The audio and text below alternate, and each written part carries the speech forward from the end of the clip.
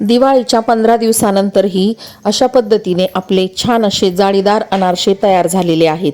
दिवाळीतच आपण 1 किलोचं पीठ अनारशाचं करून ठेवलं होतं, तर ते सुंदर असं भिजलेलं आहे आणि मस्त असे जाळीदार अनारसे आपले तयार झालेले आहे।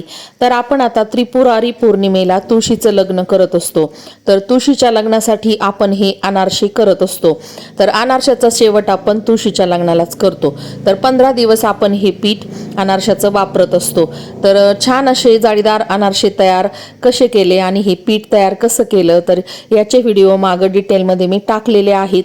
तर नक्की पाठीमागे जाऊन पहा हे अनारशाचं पीठ आपण कसं तयार केलं। आणि अशा पद्धतीने हे पीठ मी डब्यामध्ये स्टोअर करून आणि फ्रीजमध्ये ठेवलेलं आहे।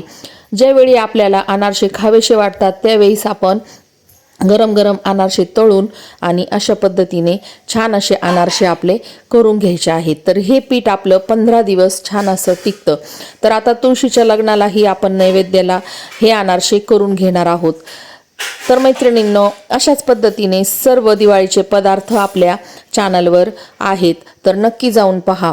तर अशा पद्धतीने खसखस लावून हा अनारसा तयार केल्यानंतर हळूच असा तेलामध्ये सोडायचा आहे आणि त्यामध्ये झाऱ्याने तेल सोडायचं आहे आणि अशा पद्धतीने मस्त असे हे अनारसे आपल्याला गुलाबी रंगावर तळून घ्यायचे आहेत। तर तुम्ही पाहू शकता किती छान असे आपले जाळीदार अनारसे तयार झालेले आहेत। तर 15 दिवस 1 महिना आपण हे अनारसे खाऊ शकतो। तर अशा पद्धतीने हे अनारसे आपल्याला तळून घ्यायचे आहेत, तेल लुटून लुटून। तर छान अशी जाळी पडते। तर पहा, असं मस्त असं आपलं अनारसं तळलं गेलं आणि त्यामधलं तेलही काढून घ्यायचं आणि त्यानंतर आपले हे अनारसे खाण्यासाठी तयार झालेले आहेत।